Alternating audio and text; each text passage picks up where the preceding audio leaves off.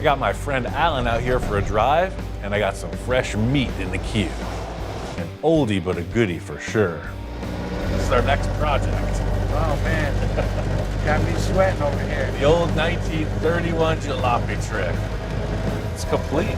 Great driving car. Sure beats riding a horse. I can't imagine what it was like. He got on the little road and the little path there, and he's gunning it. This little four-cylinder is pushing all it's got. One of my old friends has wanted to build a hot rod for a long time. He found this Model A and dropped it off at the shop. He's really particular about the style and era he's looking for, but I think there's still a lot of room for envisioning. Does he know what you do on this show? Talk about the nostalgia ride. I'm telling you. Dude, this thing is rad. Like it screams rad. I mean, when you look at this iconic Model A, right now, in 2023, it looks like Grandpa's parade car, right? It's like, oh, Right. Nice antique. We were discussing, like, post-war hot rod, like take it all the way back. Take it back to when it was, or could have been first modified. What a kid would have done when he inherited the family truckster back in the day. They would chop the top, they would channel them, then came the Z frames, Right. It goes on and on. But I was thinking, to keep this car, you know, still in that vein of like piece of history and not like a full race car. Right. Just strip it down and hop it up, baby. I like hot rods. Yeah, me too. As far as this car goes, it looks like somebody should be driving Miss Daisy to the market in it.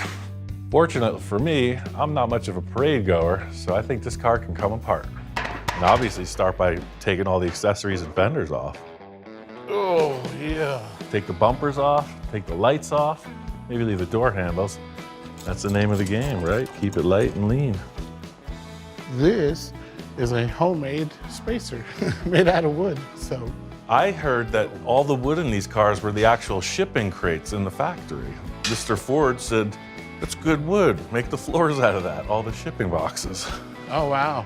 I knew I was in the right business. Even the pioneers were into recycling and repurposing. The body is definitely taken off on this car because it's got nice undercoat under here. I could see a couple of the pieces of the floor have been replaced because it's riveted in. It's definitely an aftermarket stamp, but no cancer. I feel like Busted Knuckle Garage is on the way. Oh, yeah. I am. You heard of mouse traps, that's an Allen trap. That sure is. Ah! This thing is heavy. The inside of this car is so nice. Let's pull all the interior out, get rid of anything that might burn or get sparks. Yeah, oops. Because of the fact we're chopping the car, it's gonna need all new glass. It's just the price of being cool. Caveman labor, caveman results. Dude, check out the wood framing in here. It's like brand new. This exposed roof is exactly what we're looking for. Just like the rest of the car, it's a stripped down race car, bottom line. The aesthetic is the function. A little bit better. This one was a little more successful. Awesome. All right, man, after this, no modern tools, right? That's the deal? That's the deal.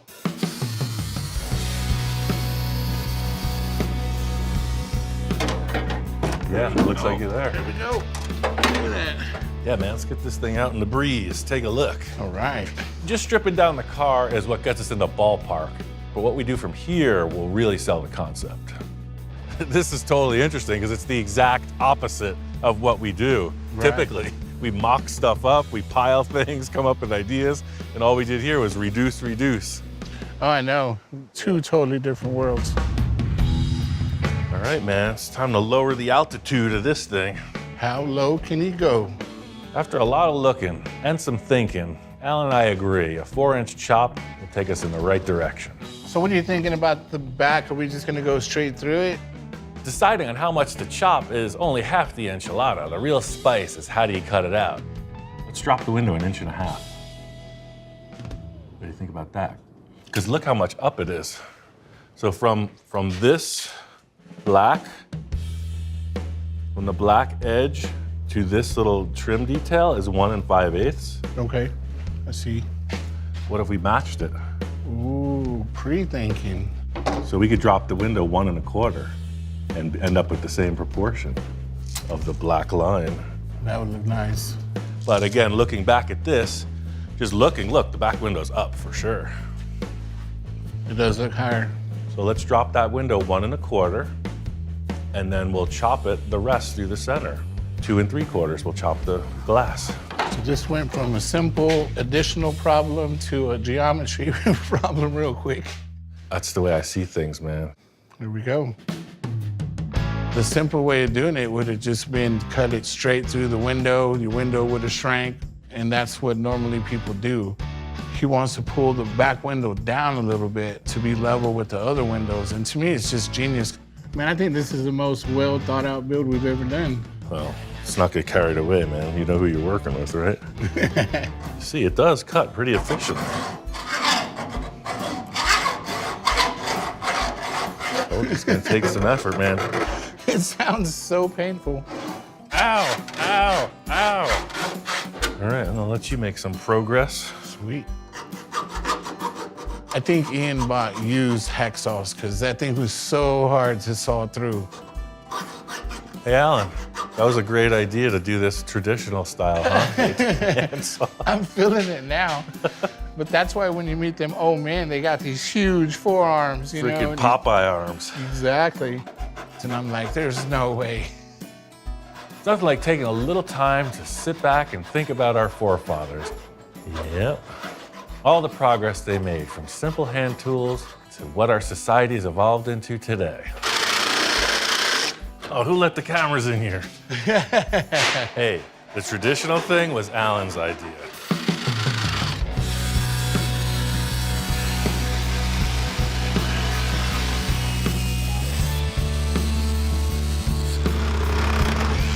There we go. Nothing speaks the truth like a real-life mock-up. It's time to set this sucker on and see what we come up with. Drum roll, please. Ooh, that's a chopped Model A right there. That's the look right there. Definitely not the way Henry Ford would have did it, but that's the way I would do it. That's proper. The driver's door looks really good. The back window is perfectly shaped. See, the neat part when you see this, Yeah. it matches flows all the way right around. through. Right. This little trick with the back window really pays off when it's set back in place. For whatever reason, the Model A had sort of a raised up back window in the panel, and by doing the chop the way we did, they all kind of stay around the bottom of the belt line. This looks so natural, Yeah, it looks correct. like it belongs. We still got a couple more things to do before we're race ready. I'm really happy with the overall layout of this, dude. Little rake in the front suspension maybe, but it's aggressive looking. I know you want to gas weld this. I know you're dying to, but think about it. You got this nice interior, the smoke's gonna be going up into the chicken wire, and the spark gets in there. It's just a freaking cookout, man. My elbows are sore from the hacksaw. Yeah. I thought I could just rough it out. I thought about the grandfathers that were doing it back in the day. No. I gotta tell you, holding that hacksaw for 5 minutes really makes me appreciate the modern conveniences. For just setting this off, I'm gonna put these little backer strips. So you got these little gaps here. If you were TIG welding or gas welding, you'd be able to just work through that, but since we're using the MIG, I'm just gonna back it. It's gonna be really strong. This technique is a little bit different than the fly by the seat of our pants technique. It feels so elegant and refined. This is one of the oldest tricks in the book. It might be the oldest trick in the book. It's the oxyacetylene torch. You can heat with this, you can cut with it, you can weld with it. It's got all different attachments, all different torches.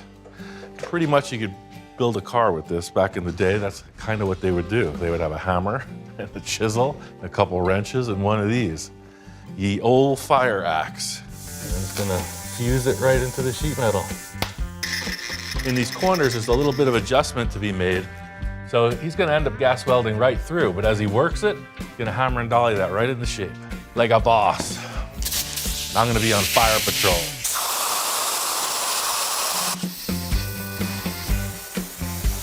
Yes, sir. Pre-war, there was no rod, just a torch by itself. And then after the war, they ended up adding the rod because it made your weld stronger. For us to use that same method is just so, humbling. It's probably the hardest thing with this is like you heat it up, you have to keep control of the metal because it's constantly moving as you heat it. So what happens is that he heats it, it expands. As it's constricting, he forces it into shape, and he's ultimately, you see how big a gap it is on this side? He's working that out to a flush panel. You see, with the MIG weld, your heat-affected zone is that big, right? Right. The torch is all over the place. Next up is the back window frame, new and improved. Window glass is 2 3/4 smaller, and the windows dropped 1 1/4. See, that's very tasteful. It's done very tastefully. That's the story of my life, Alan. Very tasteful. I've never built a bad tasting car. Whew. And that, ladies and gentlemen, is the story of the back window.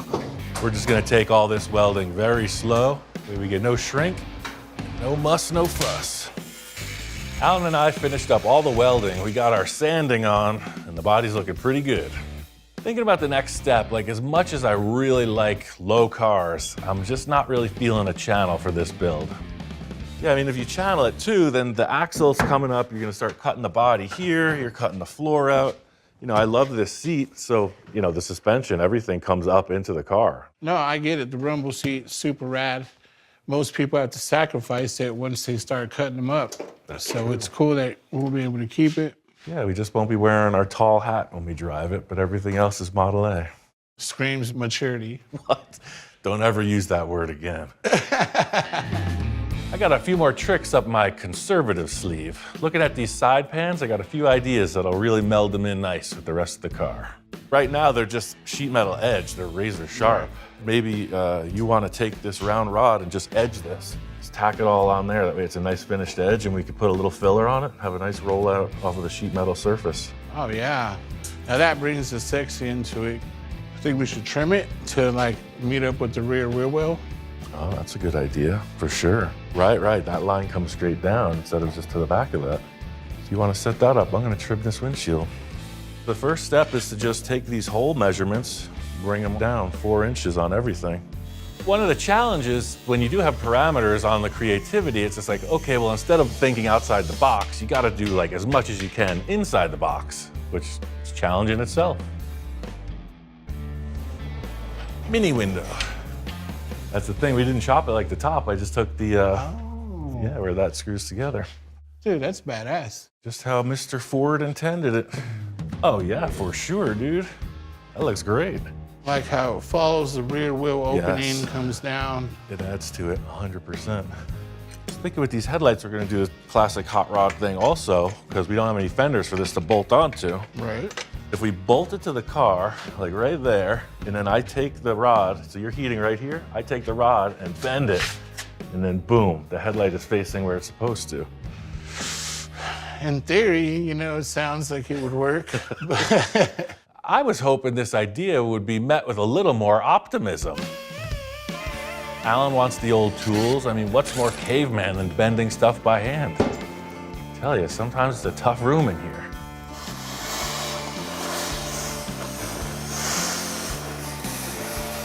How's that look to you? Custom. That's awesome. That's a first for me right there. Put your tongue on that, see how hot it is.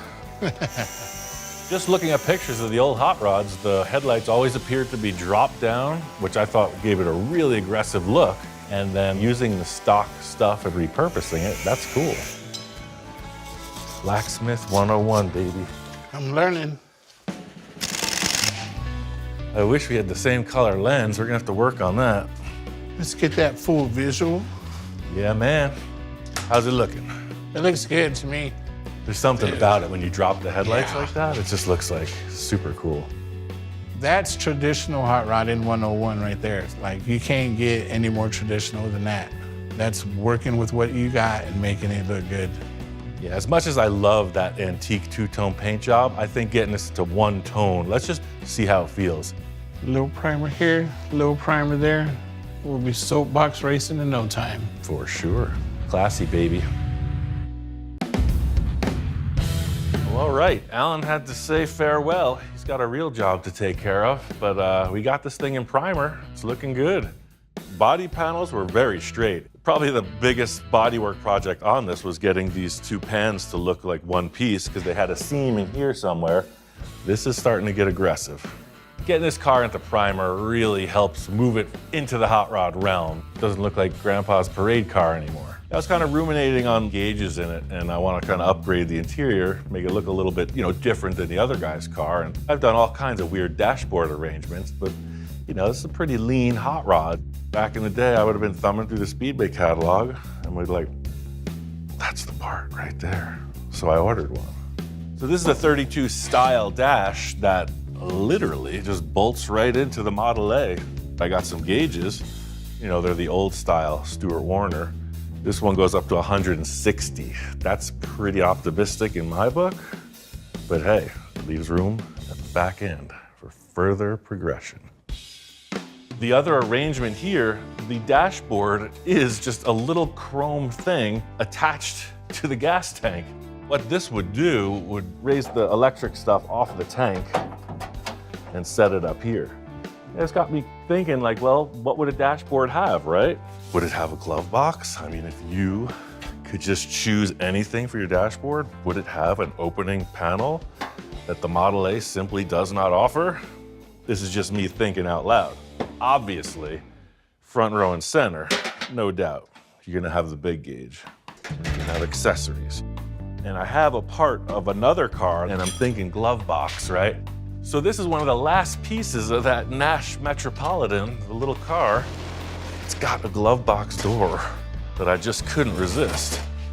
Does that not look like a pretty close fit? I got two words, I'm gonna make it one. Nash Dash. The whole thing about this Nash Metropolitan was just, it wasn't like the candidate for customization as it was, but the parts are so quirky, I've spread them out over a number of projects. This is the moment this entire project has been leading up to. Will the glove box fit? This is the mini glove box technique. I only pull it out once every decade or so, but when I do, it's a ride. It's all fun when you get started in a relationship and then you realize there's work to be done. The romance wears off, you realize the hinge isn't actually gonna work. Tiny glove box. Already, this is pretty satisfying, it's gonna work. It's a mashup of two very different cars in a very in-the-box parameter. Nice tight fit. That way it doesn't go shaking around. Let's do that 4 times more.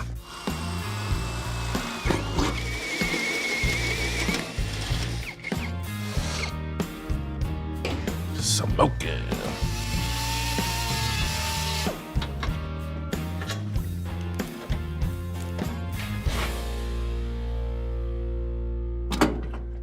So even though this layout of the gauges looks good in my opinion, one thing I wasn't considering is that stock piece of the gas tank is in the way.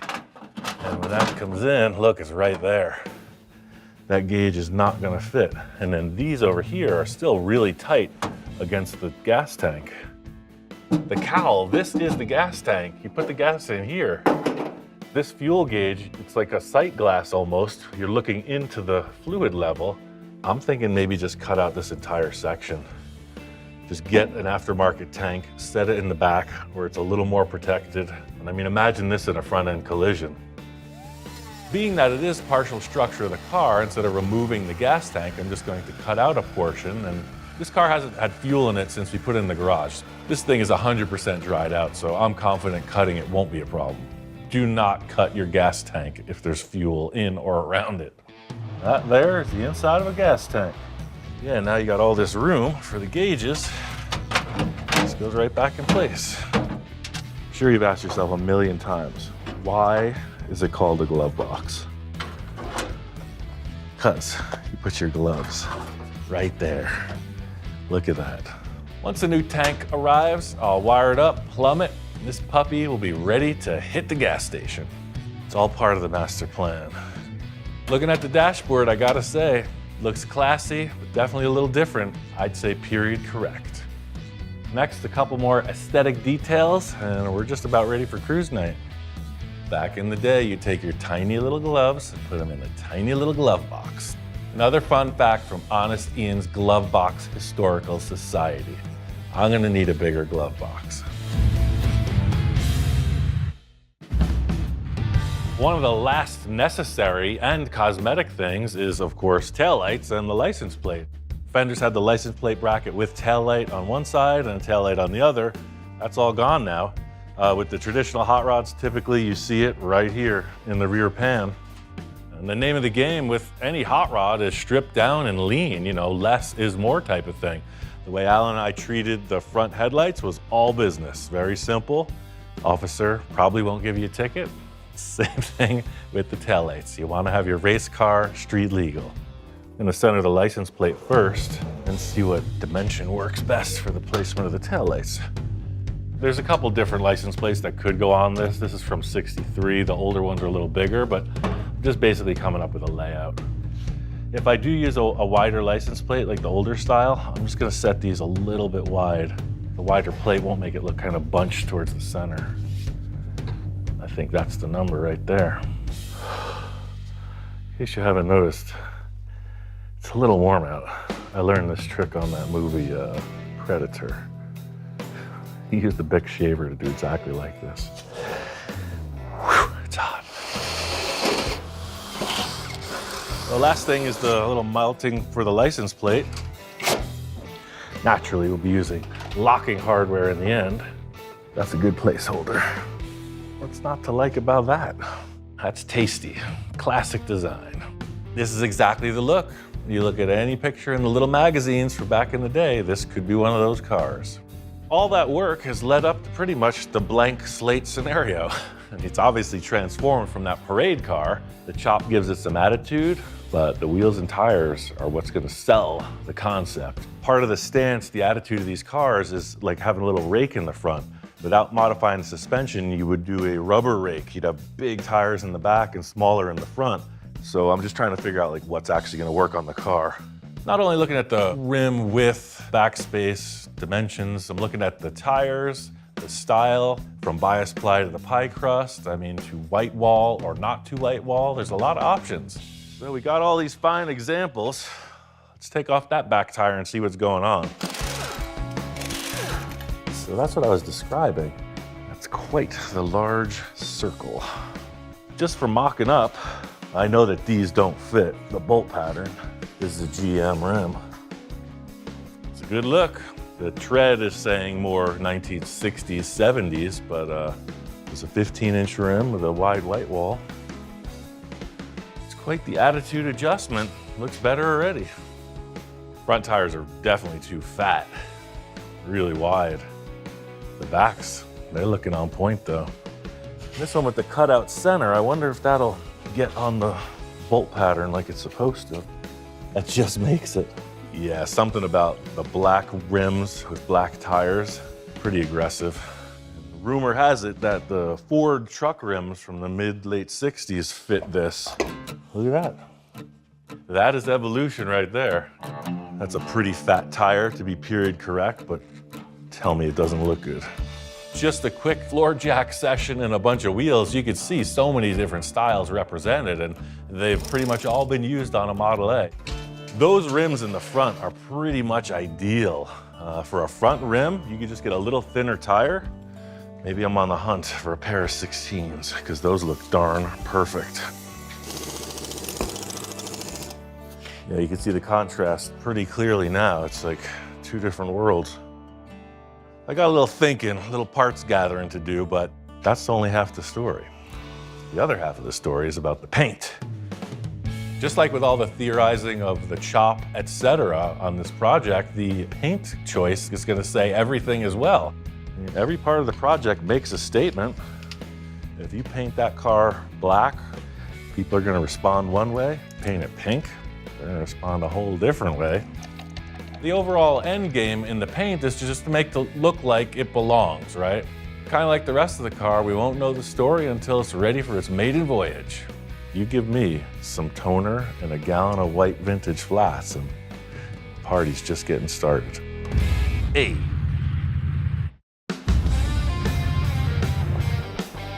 Got that Model A tidied up and ready for the shakedown run. Now the car has got an attitude. I mean, it's the same old thing inside, but now you're ready to race. You have to be hunched down because it's that low.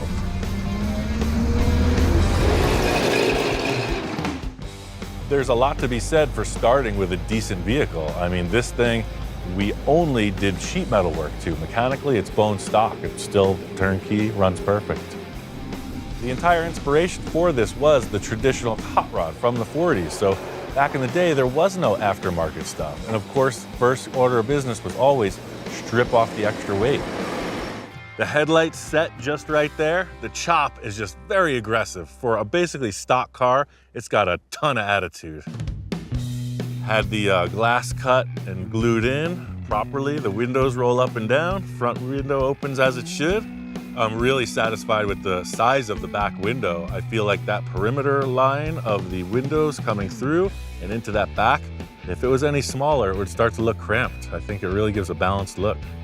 That's my job. People come to me and say, hey, what would you do to make this car unique? How about a mini glove box? I got one trick. It works perfect. You can access all the areas in the tank that we cut out. This is a really nice change of pace. For what Alan and I started with was a really, really correct, nice car. So to do this, I think, in my opinion, it only enhanced it. I love the fact that we kept the rumble seat. It's such a small car inside. You're gonna wanna take a couple friends to get a burger. Hey, hop in the back, grab on those handles and let's go. A lot of times at this point of the project, I'm standing in front of something that looks like it came off of another planet, right? This thing is classic, iconic Americana. And I think I fit right in. Change of pace. It's just so interesting to think about when I started my career, I was building cars to kind of thumb my nose at the people with these cars, right? And now here I am, 20 years later, gray-haired and ailing, wishing for one of those cars. I gotta say, another project in the books, another satisfied customer. Well, at least I'm satisfied. That's enough. There's just something to be said for the real deal, and I didn't know until I actually drove a 1931 hot rod. Nothing like it. I'm going for another ride.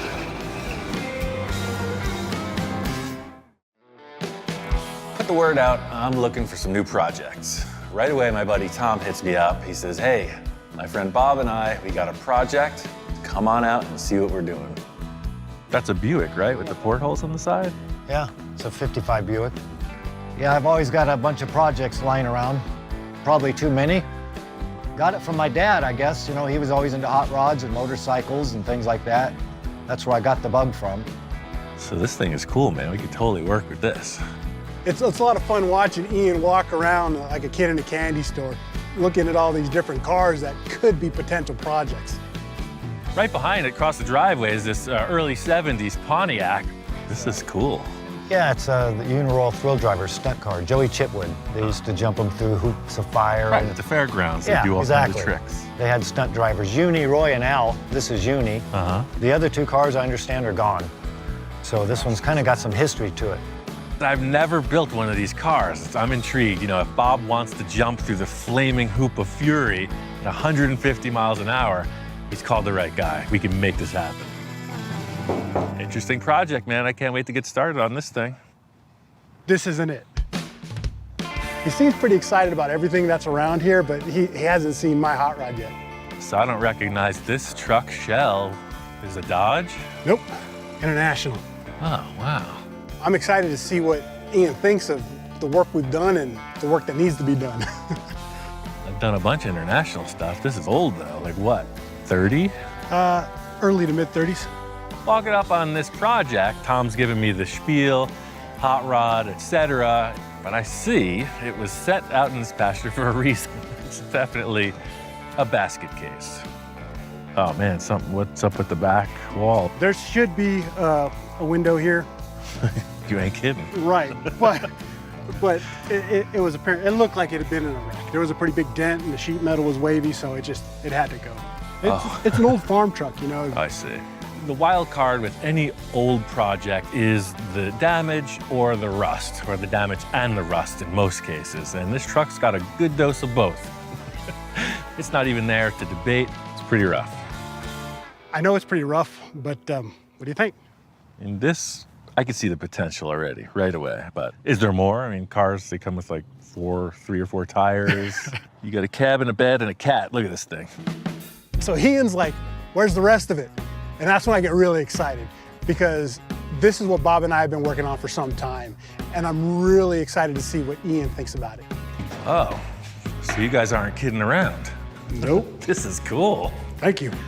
Right on. You know, I deal with a lot of pipe dreamers, you know, guys with a piece of metal and a dream, but Right. I didn't realize you guys are already nailing it. You've been on this for a while. Oh, yeah.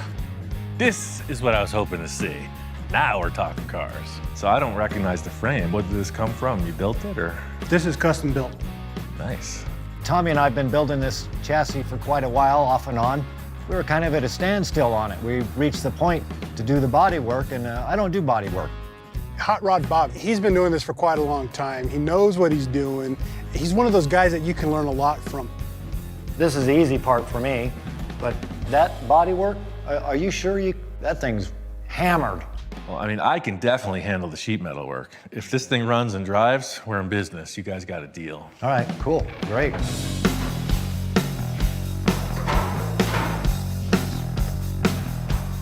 That cab is pretty rough. You know, we got a lot of work ahead of us, but I need to take a closer look. Now, class, there are a number of things wrong with the back of this truck. So right here, you see it's out right here. And that's a lot, right?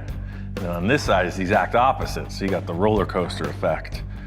If I was to follow this line with the sheet metal, this is what it'd be doing. It's like way the heck out of shape. Not really sure if Tom knows how far gone this truck is. So the good news is I got a plan, but the not so great news is that instead of just putting this wall in and fixing the window, we kind of got to rehab the back third of the truck. There was numerous impacts. Instead of just putting in a window, let's just fix the whole back of the truck. It's gonna be way better for it. We'll clean all this crud out of here and we'll make it nice. It's never too late to shop it. That's the whole idea here, you know what I'm saying? So once I start working my influence, my hypnotizing ways. How many fingers am I holding up, right? You're going left, you're going right. No chop. You're going down a hall, you're turning left, you're turning right. The bottom line is we need to create a whole new rear panel by any means necessary. When you're dealing with someone's prized possession, their passion, the last thing they want to see you do is go at it with a frickin' knife. It's like they're thinking, oh, good times. No, that's later on. Right now it's war. It's like visiting the dentist. Don't be nervous. Oh, man. Yeah, but even the dentist is painful. Open your mouth.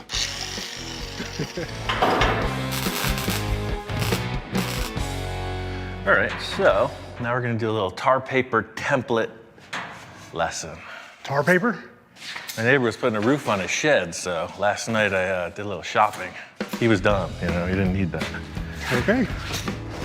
Tar paper isn't your typical template material, but it works, and you gotta use what's available. Man, if I mess it up, I'll just blame Ian. I can tell Tom has concerns. You just gotta work through it. Ian's a go type of guy, man. He just jumps right in and he starts getting to work. And it's a little bit hard to keep up with him. All right, so why do we put a square tube down here at the bottom, and what's with the rod? But I'm trying.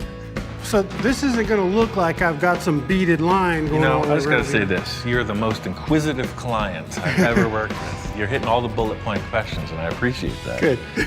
Well, I'm asking questions because, you know, I'm concerned, I'm curious. The whole idea with this is you start with a little oversize and trim it back. So this is the story. I mean, the challenging part is this one corner, but the center just falls into place. So you see what you're getting, right? Oh, yeah. You'd think that going this method would be all choppy and archaic looking, but this is already looking smooth. That's totally a contender. I mean, that's the right window for the truck. The only issue is, just like the back wall, this thing is all smashed. Both of these panels, we're gonna have to straighten. I mean, And if you reverse it, the theoretical flat side on here, you can see it's way out. That's like an inch off. I can see how bad it is. It's really out of shape. You know, I mean, I like it. I love it because it is the original window. I can tell Tom's really set on this window frame. Let's see how bad this thing really is. Let's use some envisioning tape. I put this stuff on everything. Think that center? Once the envisioning tools come out, it gets kind of serious. What do you think, higher, lower? Right there, stop.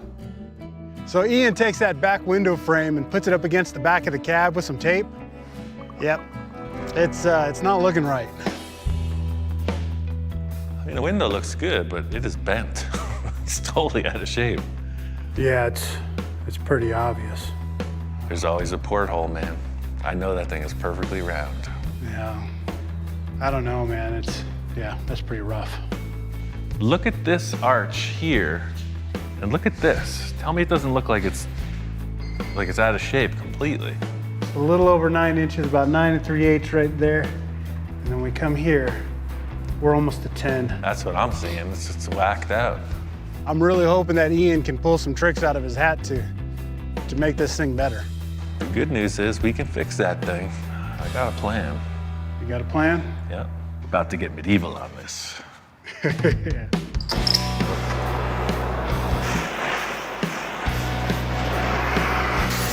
When a piece of metal gets bent, especially sheet metal, the molecules, they get rearranged. It wants to stay in that shape. Heating it up with the torch anneals it. It makes it soft again. Is this one of the tricks that he has in his hat? I don't know, but I mean, it looks like something that came out of a barbecue. It doesn't look like a good idea. As well as annealing it also tends to burn it up. That does not concern me. The steel isn't burning. All the crud that's on it is. It looks pretty rough. Are you sure this is gonna work? What do you mean? Dude, you roasted my window. This is a pretty unique shape we're dealing with here. So the next step is to make a little dolly tool that we can hammer the thing back into shape with. Red on that side? Yes, red. Hi-ya! Dink. Looks pretty darn close, eh? The idea here is when you're away from your shop, sometimes you gotta improvise. You see that dent anywhere? Yeah, man, it's Dent gone. disappeared. Man, it was a totally unorthodox way of going about it, but it worked. Ian managed to straighten out this window frame. Wow, man, you did it. Look at that. Done. Tom is super stoked. It's looking good. Now it's just all about the welding. It's the scariest part of sheet metal fabrication is your potential to warp it. The way this is set up, I'm just making every effort to minimize the warpage. Hi-ya! Wow. It's not as good as the porthole, but it's pretty good. No, man, this is better than the porthole. It's such a relief to see it fit back in there. Man, that looks like a truck. It's a good looking window, man. Good call. Tom's pretty psyched. I want to put that cab back on the chassis and see what else he's thinking about.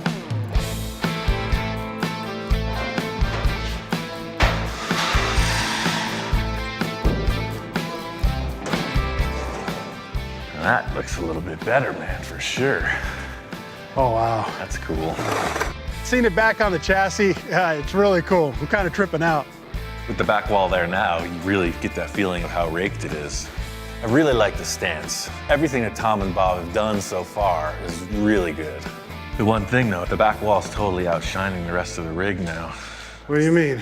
Well, it's like, hey, I'm a back wall. I'm brand new. I'm an old truck. I got a couple ideas for this bed. There's a huge hole in it. Number one, that's all that's bugging me is that, you got your gear.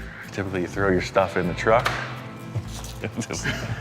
Yeah, to be honest, I really didn't think about what was gonna happen back here. I don't know, I'd like to see what you have in mind. I think we should make literally a trunk section here and then cap it. Put a tonneau cover right at this level. That way you can secure it. Nobody's getting at your battery, nobody's getting at your gas tank, nobody's getting at your goods. I see what you're saying. It definitely will make it look more of a finished product if there's something going on here. Let's do something steel as a storage bin, and then anything goes on top as long as it fits your aesthetic of what the truck's gonna be. I'll work on that sheet metal stuff, and then, you know, whatever you can come up with on this bed cover. Wow. Made some progress, sir. Geez, I guess. Wow, dang, look at that.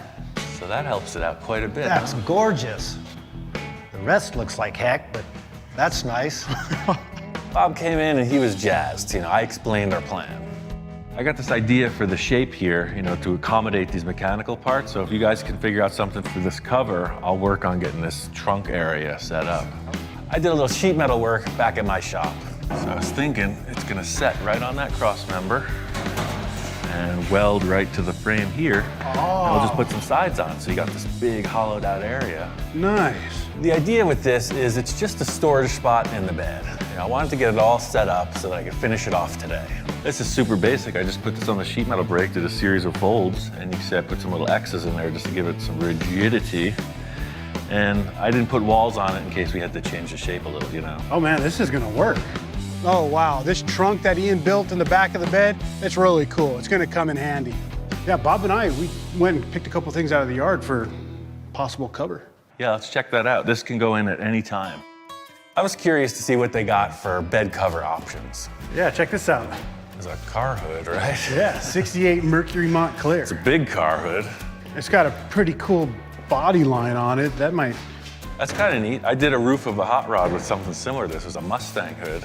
I mean, if you like it, you know, to extend this would be a little challenge. You know, you'd have some body work and whatnot if you wanted this detail to come through. Spectre seems concerned. There's a lot of noise from the peanut gallery. yeah, no, is it a no? There's that stink eye. What do you think? Doesn't seem very enthused, man. No. He's a lot happier walking in. All of a sudden, it took a nosedive. Yeah, I'm gonna say no on this, but I got one more option I want you to check out. Okay. I wasn't really sure if it would work, but I figured I'd throw it out there. The old picnic table. Oh, totally cool. It's wood, it's old school. It just looks like something that would be in the back of the bed of an old truck. What do you think about that? Better than a car hood, huh? Heavyweight, checking it out. Getting the lick of approval. See, right away, you know. That's Yeah. a good call. He's really into it, and typically when he likes something, he's not afraid to show it. It was his idea. Give him the action. I prefer the wood in the bed, and dude liked it too. I'd say we're soulmates, but I'm pretty sure that's him and Ian, and so we're just good pals. That's a keeper. I think we're going with this. They say the dog and his master, you know, tend to really become one, you know, and it's true. I don't know how we communicate, because it's usually just like, we get the point across. It's crazy. So the idea is I'll just weld this to the truck, we screw that to the plywood, and I'll weld it right in. The whole idea with this is to hinge up from the back of the cab. So the natural shape of this plywood, if it was screwed down, it would flatten out, but it ain't. So I think we just put some ledges under here, so that way when it hits that, it'll be kind of a pressure shut.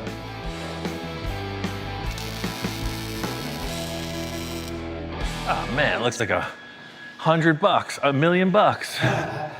Yeah, I'm glad we went this route. I like this a lot. The real question is, what's it look like after we burn it, baby? I'm excited to see what this is gonna look like. Yeah, me too. I've never done this before. I just saw it happen, so. that's why Wait, you've never done it before? Ian says, oh, I've never done this before. And then he hands me the torch. The whole process with this build is inclusion, you know? A client can just pay and come back when the project's completed. I like to terrorize the client, engage the client. That way they really appreciate the rewards. Yeah, look at that. I think the darker it gets, the better it looks. Keep it cooking it. I should have known this was gonna happen. I'm on Ian's wild ride. That looks pretty distressed. This thing's fun. Actually, I liked it. I'm glad Ian had me do it. Man, that looks awesome. It was pretty freaking bland, and this made it look as old as your truck itself. Yeah, man. That's cool. I was surprised, you know, I figured it would work. I've seen the results, but never been through the process. Oh, wow. That really helped the whole rear view of the truck, in my opinion. That thing is nailed. I'm blown away, man. This was a good choice. Couple more little bits, and you're in gear, brother. Yeah. Some bunch of loose ends on this truck, and I know Tom has some ideas about the paint. We haven't really talked about it. I'm just gonna let things develop. Oh, man. It's getting there. My goal is to get this thing as straight as possible. That way, when you go forward with the paint, we never have to go back. Ian's giving me the task of matching the paint. I've never done this before, and I'm kind of nervous. I just want it to be done right. When you give me the go-ahead, I'll slap some paint on it and then scuff it up. For sure. Well, I'll make it perfect, and then you can screw it up. It's awesome. And I got another idea for your bed. Oh, yeah? Yeah, the whole thing with that bed cover, tail lights. I got one other idea I want to show you, too. I was thinking how cool this bed looked. You know, just always bring it up a little bit more, maybe. You know, it's wood. I thought it would just be cool to have a metal accent to kind of bring it together. Like, those little slats in there are neat, but what if you had something that was even neater? Okay, neater. That was even cooler. But if you put that in there, all of a sudden, it transforms. Yeah, I agree. I really like the mixture of metal and wood. Tom had to hit the road, so Bob and I are still trucking. You know, we're gonna keep this thing going. Since it runs well, might as well have it look nice. Hey, back window, clean engine, the whole Yeah. 9 yards. Yeah. Bob was cleaning up the engine, and I wanted to finish off this storage area in the bed. To fit this up just on the fly like I'm doing is a lot of testing, you know. Put it in place, mark it, react to that. This is my improvised sheet metal brake. I consider one of my greatest assets to work like a caveman. Set up your line, set up a big old hunk of steel, and clamp it. It's a pleasure working with Ian, and watching Ian work, I've kind of thought to myself, I need to learn this stuff. Oh, yeah. That's nice. It's sweet. Yeah, that'd make a heck of a cooler. Yeah. I have no concerns about the structural integrity of this thing. And I know Tom has some ideas about the paint. We haven't really talked about it. I'm just gonna let things develop.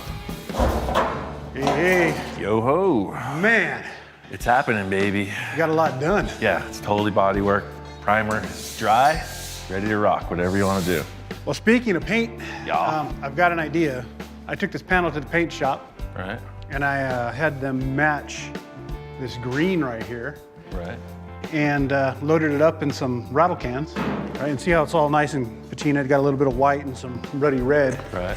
What I'm gonna do is I'm gonna layer the paint, then coat it in the green, and then I'm gonna hit it with some sandpaper, some Scotch-Brite, and try to get this, Like faux finish. it. yeah, exactly. That's a cool idea. Ultimately, my goal is to make it look like nothing has ever happened to this pickup cab. Yeah, if you can match this to what you got going on, and nobody will ever consider that this back wall was even messed with, which is kind of neat. I'm interested to see how this develops. Tom's just got the style, you know? He's like the Fred Astaire of the paint world, you know? He's got a flow, he's got a rhythm, he's dancing it. Pretty interesting process. So I'm gonna start by just making a frame out of this square steel. This truck's been around a while. There's been a lot of different hands in the process. So someone's changed the center of the windshield upper portion for some reason, and it's really misaligned. You know, you want the top of the windshield to be straight because it's gonna be a hinge up here. Look how far off that is. Yeah, somebody hit that with a grinder. That's way out, yeah. Just like most things I fabricate, I start with a template and then I make a final piece. So this steel part I'm making is the template for the aluminum frame that's gonna be there in the end. So now you can really see, you know, that little gap difference. I'm gonna take this whole thing out, but that's perfect. I'll make one more of these and then just put it together. Ladies and gentlemen, this is the point where I become concerned. That's like nothing I've ever seen before. Making the aluminum frame in the end is pretty specialized. I have the big TIG welder at my shop, so this isn't a job to be done on location. The template I can bring back, come back with the new one. That's the shape of the windshield frame, and it's even as opposed to the truck. Whoa! It's like St. Patrick's Day up in here. Look at that green. That is hideous. It's gonna be a process. And yeah, I hope it works. Hey, I'm gonna cut apart your truck once more, so. Again? It's gonna make the windshield a little better. This front angle iron, I'm gonna get rid of it. I'm gonna make a whole new mount for the windshield.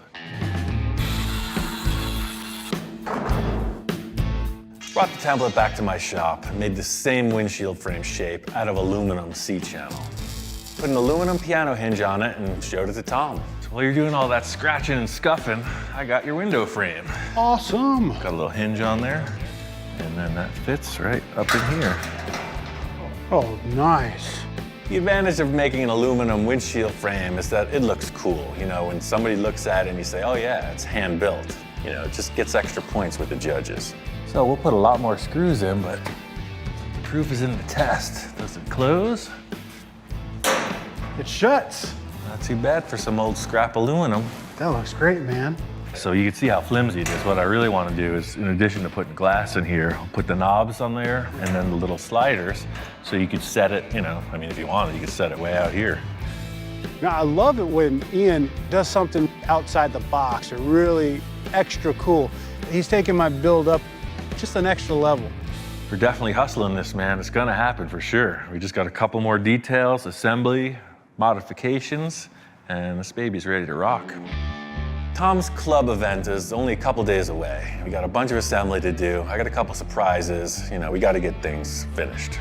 Tom really pulled off this paint job. He's been working overtime. Brought it out here to Hot Rod Bob's compound, his testing facility. It's looking good. I feel great, man. I look at the truck and it's like I can't stop looking at it. It's so cool looking. Yeah, I got these mufflers from Porter and I think they look great and they sound fantastic.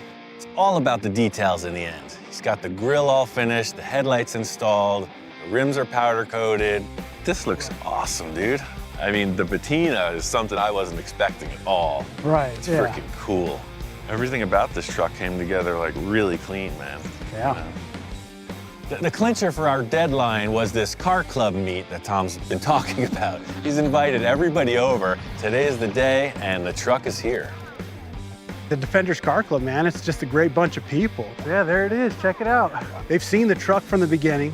They've seen it when it was just a rusty cab and bed and had no hope. I remember the day you got it. You were like all proud of it. We're all going, It's really cool to see their reaction to the truck, you know. They're walking around it, they're checking it out. Yeah, Ian built this trunk area in here. Oh, it's a great little truck. And we're getting the thumbs up from everybody. I think the biggest satisfaction of getting this built together is the fact that it really does look like a timepiece. It looks like nothing ever happened to this truck, which is pretty different for me. It's kind of awesome. Oh, I love it. I just like the stance and the looks of it. It's got the right look for what I like as far as a hot rod. The truck actually has history, so that's pretty cool to put that back on the road and have it keep some of its original look to it. I heard there was going to be a race. We came here on a mission. There's a reason we came to the racetrack. Tom wants to race Bob, or maybe Bob wants to race Tom. I don't know how it's going to work out, but there's two cars here, and they're going in the dirt. There's no time like the present. Now, I want you to remember one thing. Go that way really fast. I'm not saying that I'm gonna win or anything, you know, but it'll be a lot of fun to just get out there with him and tear it up. I know he doesn't stand a chance. I have a little bit of practice on this track. I'm here strictly for moral support. It's like a parent raising their child. I've done all they can, and now it's time to set them free.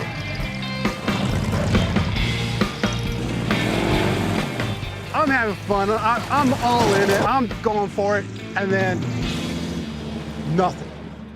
This is just par for the course. You know, it's a maiden voyage. It runs great in the driveway. You start slamming it around the dirt, there's gonna be a fail rate. Here I am. I just built this hot rod pickup. I'm out here having fun with it. I got all my friends watching. The truck dies on me. That is dry. Yeah. Tap on the float bowl, just see if it helps. Something. Don't be so traumatized, man. I've been doing this for 20 years plus. This is typical. Come to find out, it was the fuel cap, not venting. So fix that, and runs great. The truck fires right back up, and I'm back in it. All right, champ. Now, I don't want this little setback to get you down. We're still in the race, man. I got some leeway with the referees, and they're gonna give you a timeout on this one. And I think we can come back stronger than before. The thing here is all attitude. You know, you can't get rattled. Ian's being a really good pit boss, and I'm digging it. I'm loving the help.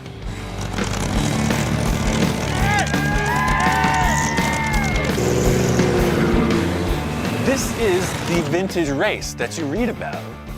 34 internationals racing a Model A Ford. I mean, this is cool old-time stuff. Yeah, that's how you do it, man. So I get out there on the track, you know, the first couple laps, and I'm loving it, man. I'm learning what the truck can do and what it's responding to. I'm loving this truck, man. I can't stop saying it. I really do. I love it. Tom pulls in and he's all smiles. The truck's running good, sounds good, it's looking good.